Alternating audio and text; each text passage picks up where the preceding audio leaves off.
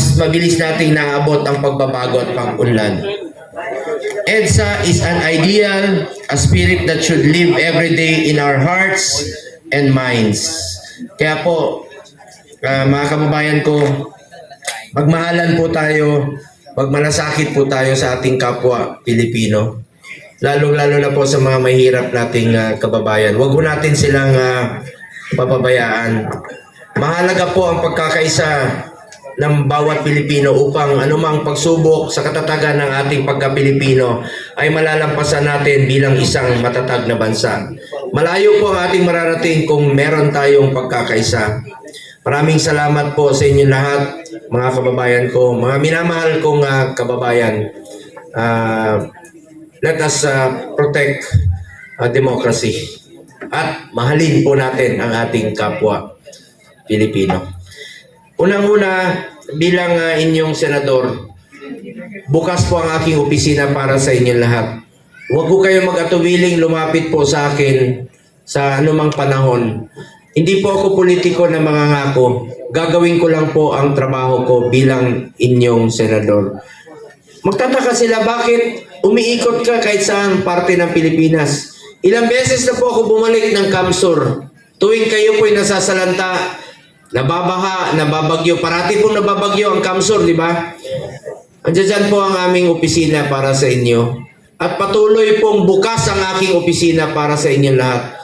Dahil hindi lang po ang trabaho namin mambabatas. Ang trabaho namin, constituency, kayo po yun, representation at legislation. At hindi ko matiis na nakaupo lamang sa opisina habang ang mga kababayan natin nangangailangan po ng tulong. Huwag niyo po ko ituring na ibang tao sa inyo. Turing niyo ako na Kuya Bongo lang ninyo kahit saan tayo magkita. Turing niyo po ako na kapitbahay lang. Huwag niyo po ko ituring na isang senador. Mataas respeto ko sa mga kapitan. Yan po ang nakakatrabaho ko nung mayor pa po, si Mayor Duterte. Umaga pa lang, kayo po ang nandyan sa City Hall hanggang gabi, huling oras sa gabi. Kayo ang nandyan dyan sa hagdanan ng City Hall para makatulong sa mga kababayan natin. Isa lang po ang pakiusap ko sa inyo, huwag pabayaan yung mga mahirap, yung walang matatakbuhan. Full support po ako sa ating mga barangay captains. Sa totoo lang po, isa po ako sa author at co-sponsor ng Senate Bill 2802. Ito po yung pagpapalawig pa po ng inyong kakayahan, ng inyong termino at ng inyong trabaho. Dalawang postponement noon, sinuportahan ko. Tinulungan ko rin po yan. At nag-file din po ako ng Magna Carta for Barangay Official at Magna Carta for Barangay Health Workers para sa ating mga BHW. Naintindihan ko po ang trabaho ng isang kapitan. Naintindihan ko po. Kaya nga nagtataka sila, nung naging senador po ako, bakit ka umiikot sa mga sunog sa bahay? Hindi mo naman trabaho yan. Sabi ko, trabaho ko yan. Trabaho kong bumaba sa tao. Ilapit natin ang serbisyo sa ating mga kababayan, lalong-lalo na po sa mga walang-wala.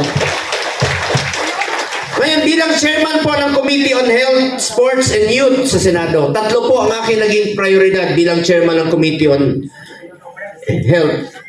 Malasakit Centers, Super Health Centers at Regional Specialty Centers. Meron na ho tayong 167 na malasakit center sa buong Pilipinas na laging handang tumulong po sa ating mga kababayan. At meron po kayong dalawa mismo sa Kamsur, sa Naga Bicol Medical Center at sa Bicol Region General Hospital and Geriatric Medical Center sa Cabusao, Kamsur, ang inyong malasakit center. Pumunta kayo ng Cam Norte, sa Daet, meron. Pumunta kayo ng Sorsogon, meron. Pumunta kayo ng Masbate, meron. Pumunta kayo ng Birac, meron. Pumunta kayo ng Legazpi, meron po.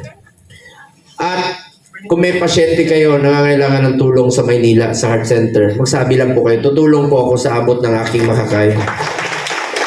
At ipamasahe ng inyong pasyente, tulungan natin hanggang makabalik po sa inyong lugar. Lalong-lalo na po yung mga mahirap. Sabihan nyo lang po kami. Pangalawa, Super Health Center. Ano po ang Super Health Center? It's a medium type of a polyclinic. Pwede po dyan yung panganganak, dental, laboratory, x-ray. Dyan na po yung konsulta ng PhilHealth. Dahil lahat ng Pilipino, miyembro po tayo ng PhilHealth, di ba? So pwede tayong magpa-check up dyan. Tinasa na from 500 to 1,700. Magkakaroon po ng 700 na super health center sa buong Pilipinas at kasama na po ang 17 sa Camarines Sur. Pangalanan ko, Iriga, Naga, Libmanan, Sipokot, Pasakaw, Bao, Bombon, Bui, Goa, Lagonoy, Lupi, Ocampo, Pili, Ragay, Sagnay, San Fernando, Tinambak po. Yan po ang mga super health center. Pagdating ng panahon, God willing, yan po ang paparamihin pa natin sa buong Pilipinas ang inyong mga super health center. Ilapit natin ang serbisyo medical sa ating mga kababayan. Sa tulong po ni Congressman El Rey Villafuerte,